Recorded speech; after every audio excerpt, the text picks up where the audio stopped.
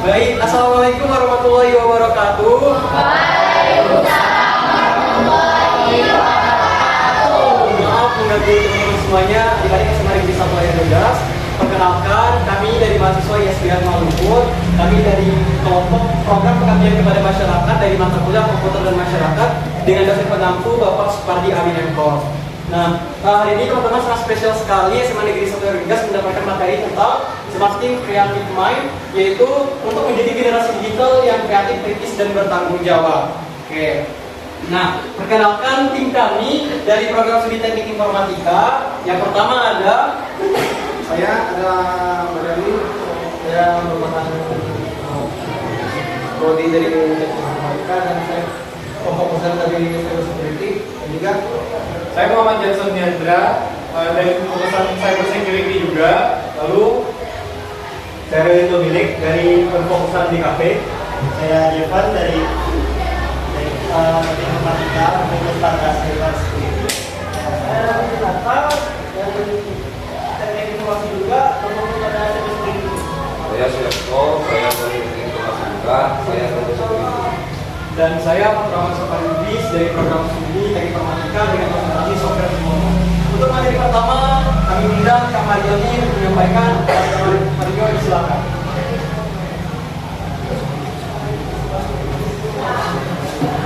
Baiklah, seberapa dekat kita dengan gawai? Nah, ada beberapa pertanyaan. Setelah bangun tidur di pagi hari, pertama apa yang akan kalian lakukan?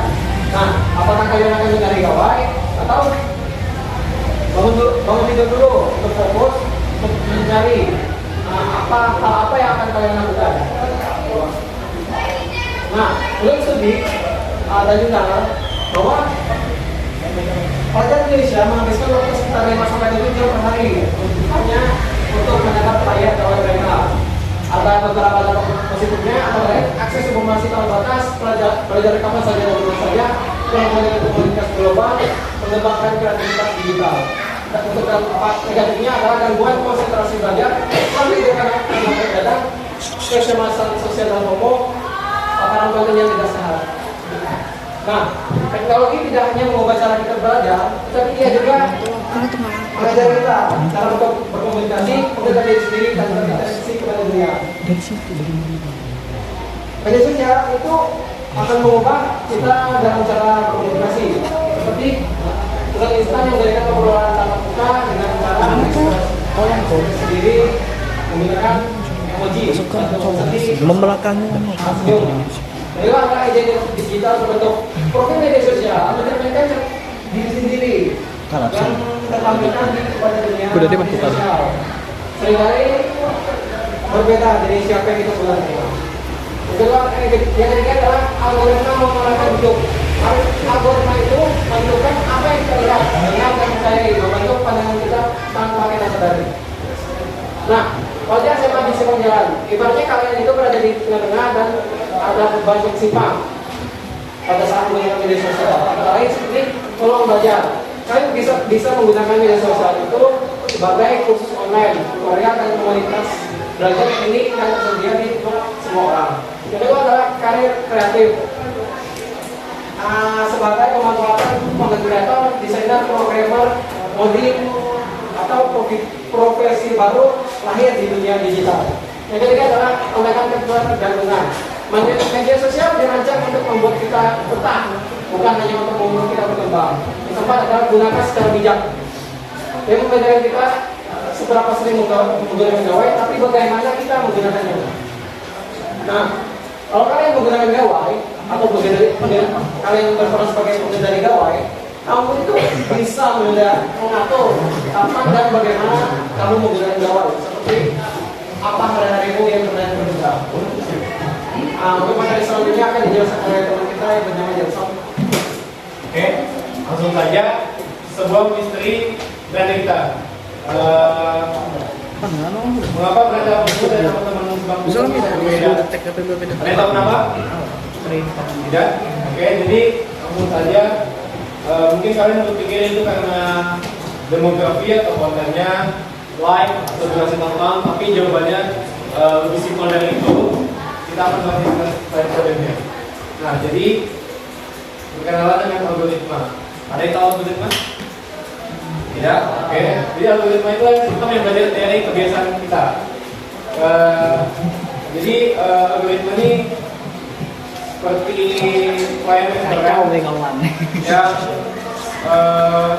selalu mengingat pesanan kesukaan. Misal kita ke coffee shop, kita selalu pesan satu jenis kopi dan kita lakukan itu secara berulang kali. Maka pelayan itu akan mengingat kebiasaan kita dan selalu serving kalau yang kita sukai. Dari hal yang kita sukai, algoritma akan belajar akan mengumpulkan data kita melalui kebiasaan yang kita lakukan, lalu memprediksi minat kita. Next.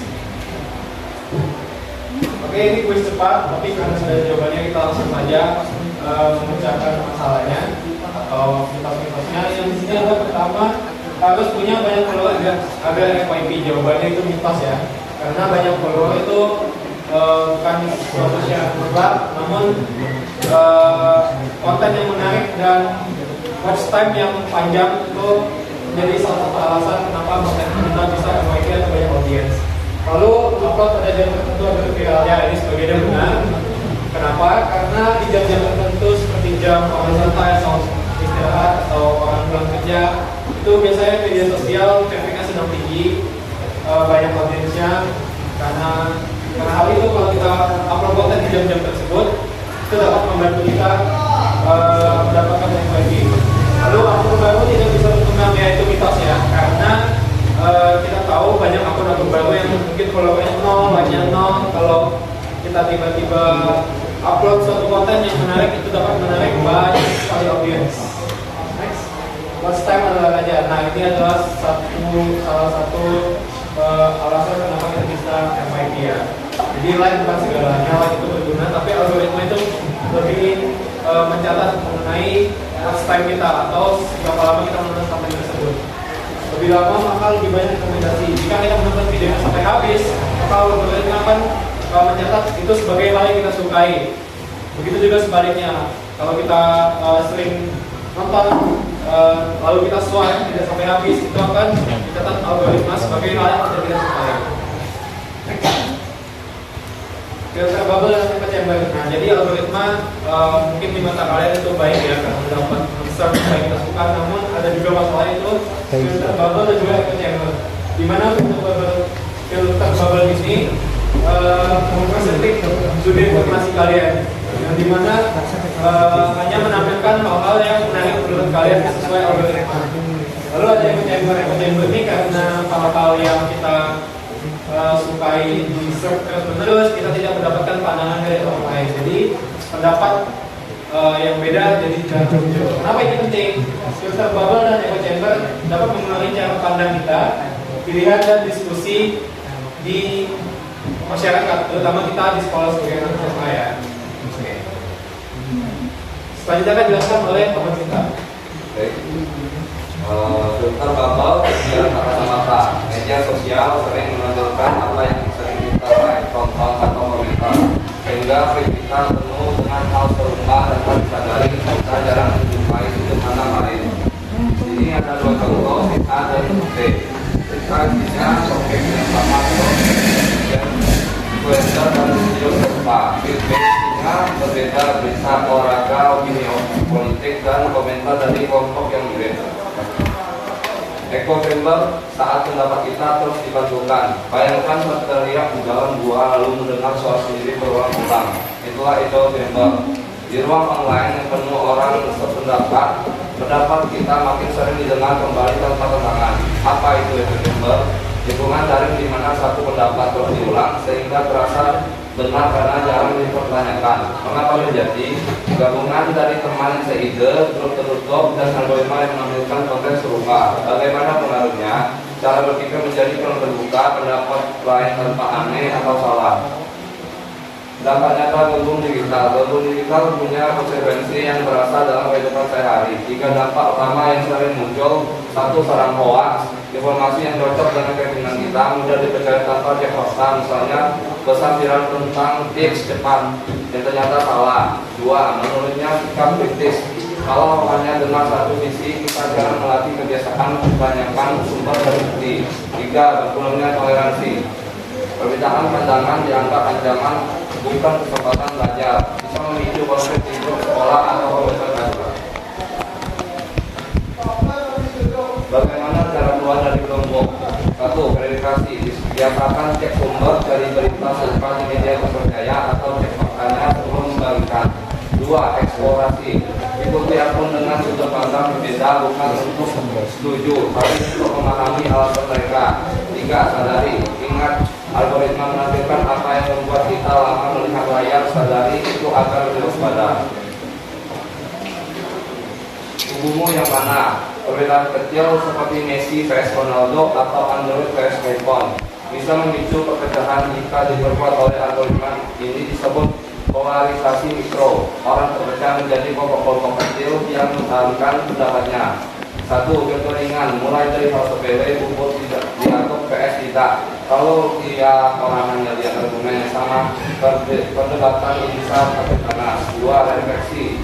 Mengapa perbedaan kecil internet bisa berubah menjadi pertengkaran besar? Karena kita sering tidak melihat konteks emosi, mengambil alih dan sering memperkuat sudut pandang. Baik. Nah, teman-teman, kita masuk ke materi peta rahasia finansial di balik pemerintahan.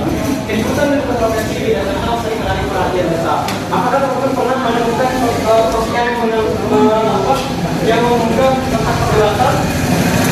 Nah, teman-teman pasti sadari bahwa banyak sekali pemulung itu memanfaatkan suatu permasalahan itu menjadi ladang cuannya, yaitu dengan cara membuat suatu konten sehingga memicu banyak sekali komentar, like, dan berbagi dari berbagai pemilik akun di media sosial. Jadi teman-teman, jika nanti menjadi seorang content creator, jangan menjadikan suatu permasalahan itu menjadi sebuah ladang cuannya ya. Nah, selanjutnya lalu apa sih Kak dampak realnya di lingkungan siswa? Yang pertama adalah akan menyebabkan silau pertemanan, yaitu circle-circle yang baik dan buruk dan akan bisa mengarah kepada cyberbully ataupun bully di sekolah. Apakah bully itu boleh di sekolah? Tidak. Maka teman-teman, walaupun teman-teman menyukai sesuatu hal, harus berhati-hati dalam kelompok-kelompok yang teman-teman ikuti. Ya, contohnya adalah gosip dari unggahan jadi topik makan siang. Kemudian contoh salah paham akibat screenshot dari beberapa teman-teman yang menyebarkannya tanpa konteks yang jelas. Kemudian yang ketiga adalah kuasai jurus manajemen jempol. Teman-teman, kalau nanti di handphone menggunakan jempol berapa jari? Boleh diangkat.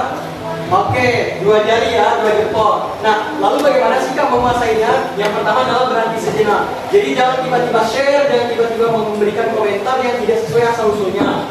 Kemudian yang kedua adalah berpikir sebelum bagikan. Berhati-hatilah sebelum men-share informasi karena tentunya ini akan menjadi bumerang bagi teman-teman itu sendiri. Kemudian yang ketiga adalah gunakan dengan sadar. Apapun informasi yang teman-teman dapatkan, jadikan itu sebagai tujuan teman-teman menggunakan media sosial, yaitu ada untuk hiburan kah, untuk belajar kah, atau untuk berkarya. Selanjutnya adalah dari penonton menjadi kreator. Selama ini teman-teman kita masih menjadi penonton yang setia, bukan? Nah, hari ini kami pengen teman-teman untuk menjadi seorang kreator, yaitu teman-teman dapat memberikan kesempatan belajar lebih dalam saat menjelaskan topik, kemudian membangun reputasi positif di komunitas dan menyebarkan hal berguna. Seperti tadi Yolanda ya sudah mengunggah satu postingan tentang pencegahan bully gitu. Nah, selanjutnya adalah jadilah pengguna cerdas, yaitu ada 3 pesan utama untuk menjadi pengguna cerdas. Pertama adalah cek fakta, kemudian buka sudut pandang dan jaga toleransi. Jika tiga poin ini teman-teman bisa terapkan, maka teman-teman bisa disebut sebagai pengguna cerdas media sosial. Jadi teman-teman cek fakta terlebih dahulu, kemudian buka sudut pandang, dan terakhir adalah jaga toleransi teman-teman. Kemudian saya akan dijelaskan oleh Kak Eli. Kepada Kak Eli, silakan. Baik. Sebelumnya ini adalah model kreator, alatnya sederhana tapi karyanya luar biasa. Kalau kalian mau mulai bikin konten, apakah harus punya smartphone yang bagus dulu? Tidak. Punya mic editan? Tidak. Asal punya lighting, smartphone biasa. Kan ya alami aja kayak samping jendela kan, ada lighting kan, bisa bikin konten. Mikrofonnya kalian pakai earphone murah juga masuk suara bisa. Jadi tergantung kalian punya HP, paket, ide, ya itu dong. Asal punya niat juga ya. Oke, lanjut. Inspirasi lokal, kita hebat dari Bangka Belitung. Semuanya sini lahir di sini ya? Ya. Bangka Belitung ini kan banyak ya yang buat di menjadi konten ya.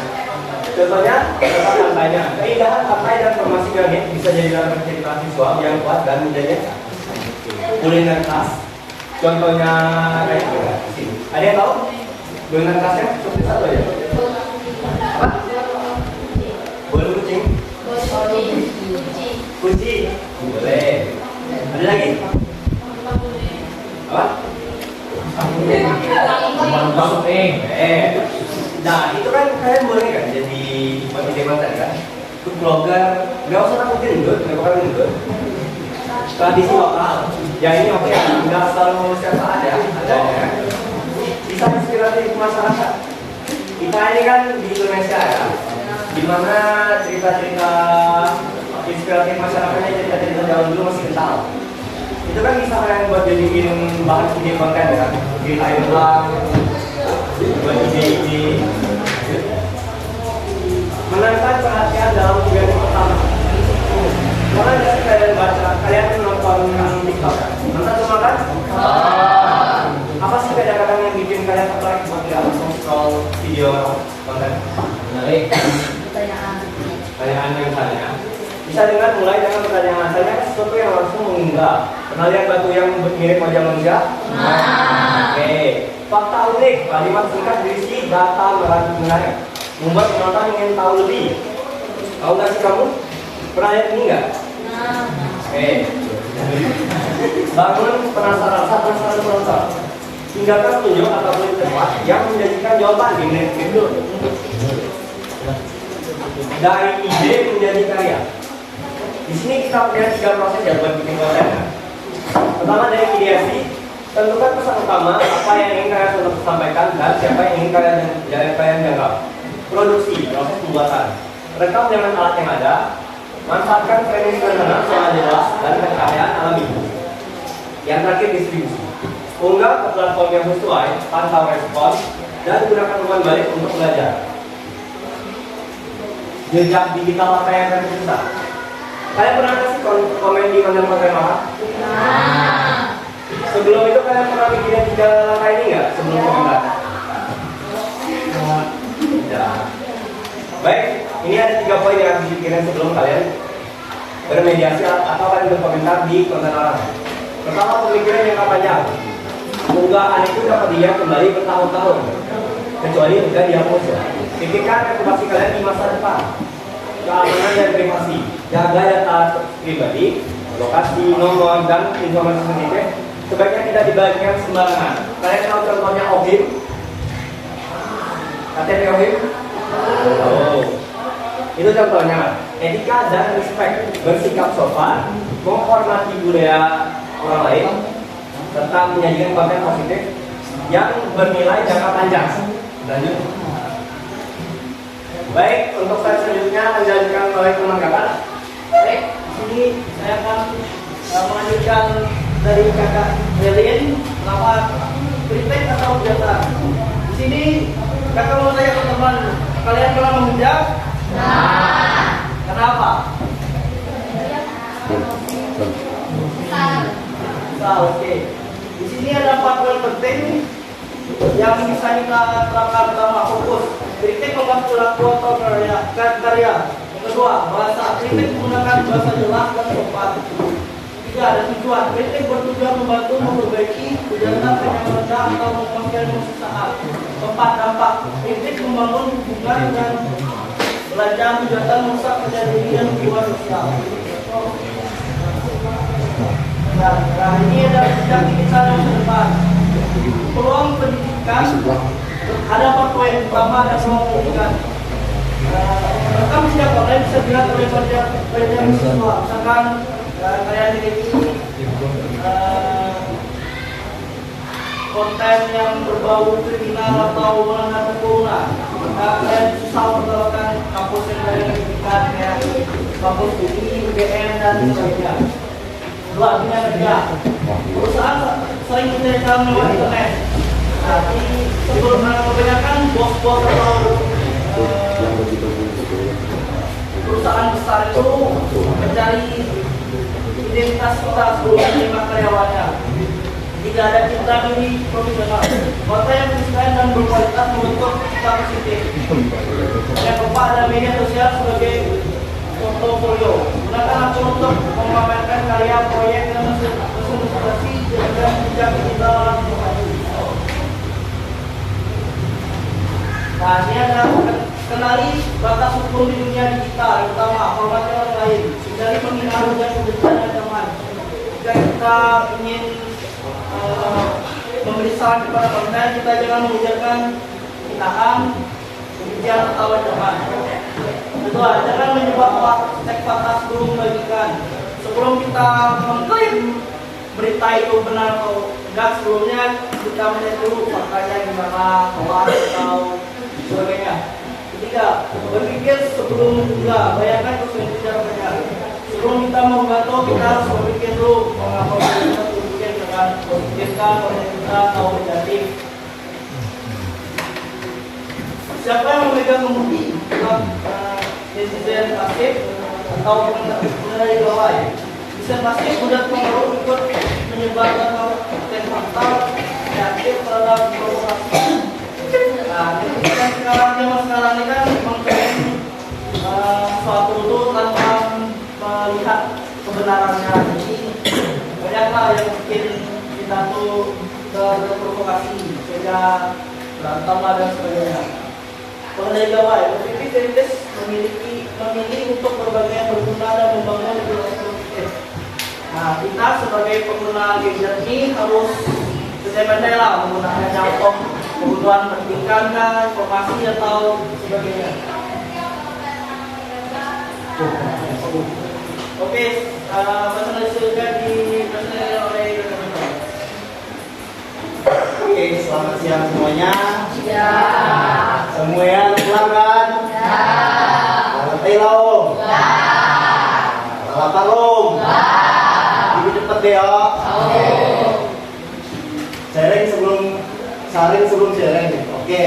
Sini ada 3, yaitu baca lebih dari judul. Nah, kalian tuh baca aja, jangan terburu-buru buat ngirim suatu konten yang sebelumnya tadi saya bahas kan. Nah, terus periksa 2-3 sumber, cek minimal 2-3 kali sumber terpercaya sebelum percaya atau membagikan. Nah, yang ketiga tuh berpikir kritis sebelum share. Tanya siapa penulisnya, tujuannya apa gitu kan. Nah, janji mulai berkarya. Nah, ini ada 3 ya. Nah, mulailah, jangan menunggu sempurna. Nah, satu karya sederhana aja bisa bernilai daripada kalian itu menunda gitu. Kedua tuh gunakan media sosial untuk kebaikan. Nah, itu untuk kayak kasih masukan. Nah, karya kecil dampaknya besar gitu. Kalian post kayak video atau poster-poster gitu yang bisa mencegah semua orang, kayak contohnya poster stop narkoba gitu buat orang-orang yang mengganggu buat stop gitu. Nah, sekarang aja digital luhur. Bahagia algoritma pertama, yang kedua itu bijak berkomentar, yang ketiga kreator solutif. Nah, satu langkah kecil untuk di hari ini. Nah, pilih satu target sederhana yang realistis. Tuliskan, tekankan, dan bagikan ke satu teman agar saling mengingatkan. Nah, contohnya itu ada di sini ya, memeriksa kebenaran, mengurangi komentar negatif, membuat komentar yang positif, mengatur waktu, menggunakan media sosial. Nah, pesan terakhir untuk generasi digital, kutipan inspiratif, teknologi hanyalah alat, bukan generasi muda yang kreatif dan berjawab. Teknologi dapat menjadi cara menuju perubahan yang lebih cepat. Nah, untuk kalian bukanlah sekedar menggunakan teknologi, kalian adalah generasi yang menentukan bagaimana teknologi dipakai untuk masa depan kreatif, bijak dan saling mendukung. Sampai 30 menit tambah kuis 30 menit. Terus dia presentasinya udah selesai, mohon maaf ya karena ada gangguan.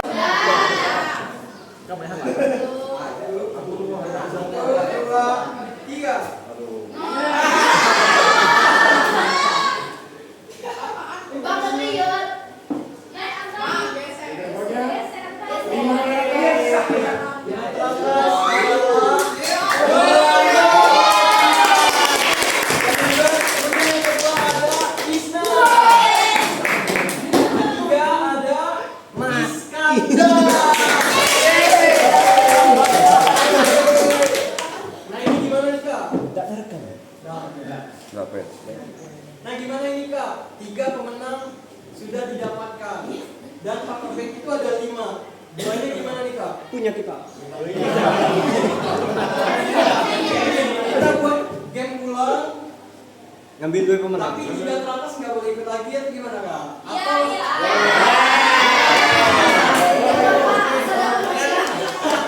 Oke, 3 teratas siapa aja tadi jualannya? Beda. Oke.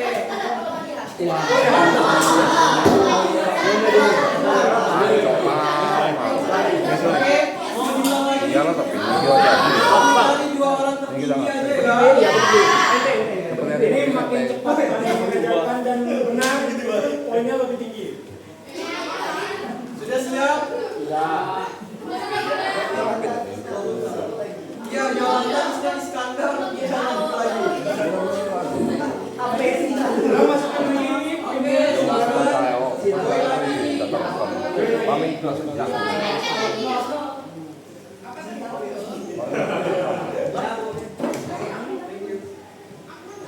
Yang top 3 tadi nggak boleh ikut lagi ya.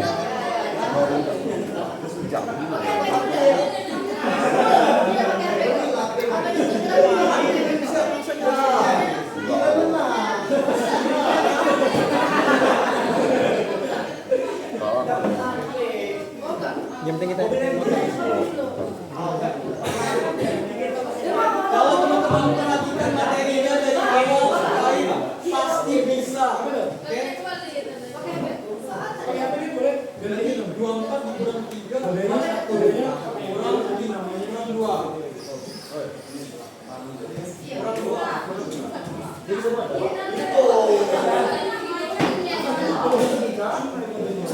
Siapa yang belum join?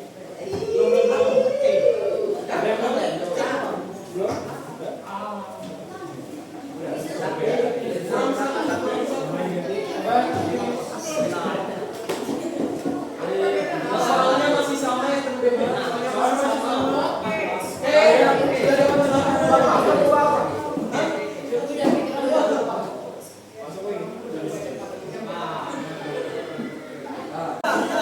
Kami belum Kak. Sudah semuanya?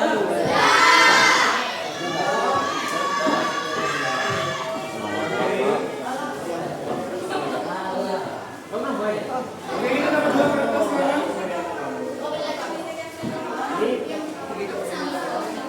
Dia ada yang tidak.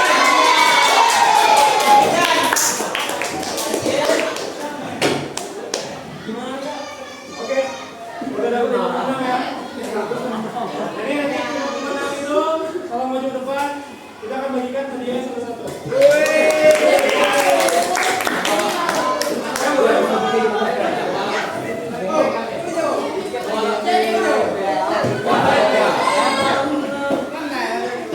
Apa yang udah mau? Bagiin dong. Kita bagi hadiah. Kita beli nih bagi hadiah. Ya, kita beli nih bagi hadiah. Oke. Gini beli. Iya lah. Kita berisiko.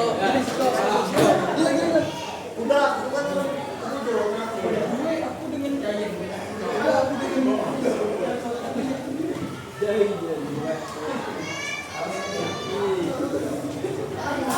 Oke. Boleh.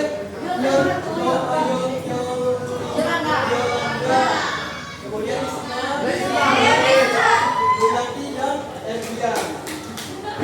Dibagiin nanti kita oke ya.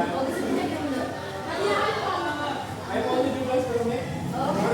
Buat era tes.